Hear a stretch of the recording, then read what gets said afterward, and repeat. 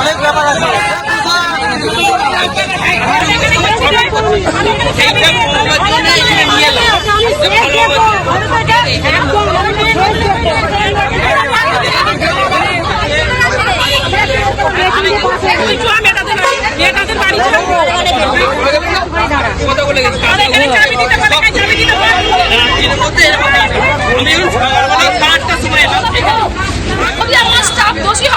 আমি চাকরি চাই বেটা প্রতিবাদ হোক। আমরা চাই আমার আজকে আমার বাবাকে মেরেছে, আরো দুটো রুগী এরকম ভাবে মরেছে। এরা ব্যাং পাকুলেছে, এটা ব্যাং পাকুলেছে। এরা ব্যাংটা সমানে বলছে তোমার বাবাকে মুড়ি খাইয়েছি, তোমার বাবা ভালো আছে। সমানে কেন মিথ্যা কথা বললো? রাতে ফোন করেছি 11:30টায়, আবার সকাল 8টার সময় এসে খোঁজ নিচ্ছি, তখন একটা সিস্টার এসে বলছে তোমার বাবার কন্ডিশন খারাপ। আবার যখন বাড়ির লোক 8:30টায় এসে তখন বলছে তোমার বাবা দেখ। এটা কি করে হয়? এটা কি করে হয়? তাহলে বাবা রাত দিয়েই দেখ, তাহলে ফোন করে একবার জানাতে পারতো। আমরা রাত দিয়ে বারে ফোন করে জানছি। আর আমাদের বাড়ি এই পঞ্চানতলা, আমাদের বাড়ি এই পঞ্চানতলা। বাবা 3 দিনের জ্বর, আপনার বয়সী বাবার 59 বছর বয়স, আপনার বয়সী। আমি আমার বাবার মতন বলছি, তোমার বাবা মরমন মতন না। 3 দিনের জ্বরে কেউ 3 দিনের জ্বরে মরে, কেউ 3 দিনের জ্বরে মরে। এরা খবর দেয়নি, আমরা খবর নিচ্ছি, খালি সমানে মিথ্যা কথা বলছে। রিপোর্ট এখনো পর্যন্ত বার করতে পারি না, খালি বলছে এক্সরে করেছি, এই করেছি, সেই করেছি। রিপোর্ট হাতে দিচ্ছে না।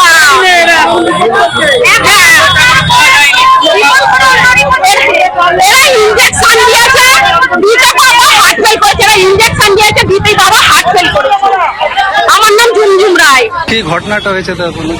আগামীকাল যিনি উনি গতকাল উনি 6:10-15 নাগাদ নিজে পিঠের ব্যথা আর হালকা জ্বর নিয়ে এসে এখানে অ্যাডমিট।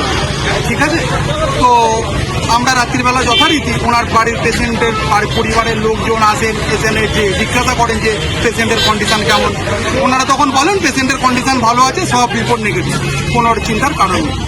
বাট আজকে সকালবেলা ওনাদেরকে যখন এসে দেখতে যায় পেশেন্টের বাড়ির লোক, তখন ওনারা বলেন যে না, পেশেন্টের অবস্থা খারাপ, ওনাকে দেখতে দেওয়া যাবে না। তো সেই পরিপ্রেক্ষিতে তারপরে উনি যে বলতে চান যে আমাদের পেশেন্টের কি কন্ডিশন খারাপ, বললেন না ওনাকে ব্যথার ওষুধ দেওয়া আছে, উনি ঘুমোচ্ছেন, এখন আপনাকে দেখতে দেওয়া যাবে না। তার পরবর্তী সময়ে ওদের বাড়ির লোককে ফোন করে বলা হয় যে উনি মারা গেছেন। আমরা যখন আসি, আমরা 8:30 থেকে এখানে প্রত্যেকে আছি, আমরা ওনাদেরকে জানতে চাই যে কালকে যে পুরো ট্রিটমেন্ট হয়েছে তার তথ্য দেওয়ার জন্য। ওনারা এখন অবধি 11:30 বাজে কোনো রকম তথ্য আমাদের দিতে পারেননি এবং উল্টে আমাদেরকে মিসবিহেভ করছেন।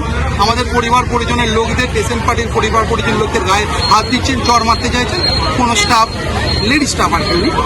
তো তার পরবর্তী সময় ওনারা 4 জন এসছেন, 4 রকমের স্টেটমেন্ট দিচ্ছেন। আমাদের বক্তব্য এখানে রুগী ট্রিটমেন্টের জন্য ভর্তি হচ্ছে।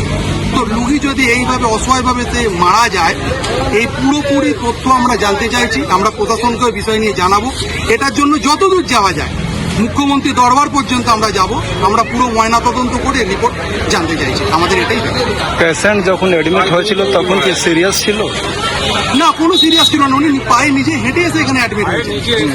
ওনার হালকা জ্বর আর উনি আপনার হালকা পিঠে ব্যথা। উনি পেশায় একজন রাজমিস্ত্রি ছিলেন, তো বুঝতেই পারছেন ওনার এজ 59-এর মধ্যে। তো সেইখান থেকে দাঁড়িয়ে একটা পেশেন্ট এক রাত্রির ভেতর, ওনার হার্টে কোনো ব্লকেজ ছিল না। আজকে সকাল ওনারা বলছেন ওনার হার্টে ব্লকেজ। এটা কেন?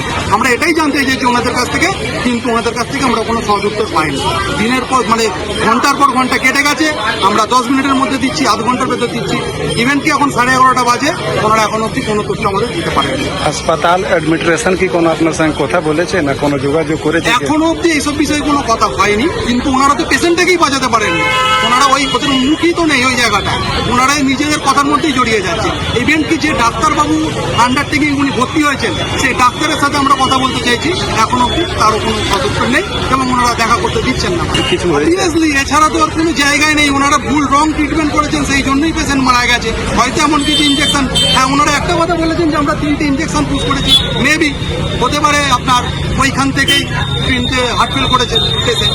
এবং যে সব থেকে বড় কথা, যে ইসিজি রিপোর্ট দিচ্ছে হ্যান্ড রাইটিং এবং ডবল মার্কিং করা, মানে ডবল হাতের লেখাটা ডবল করা, হাতে লেখা ছিল? হাতের লেখা ছিল।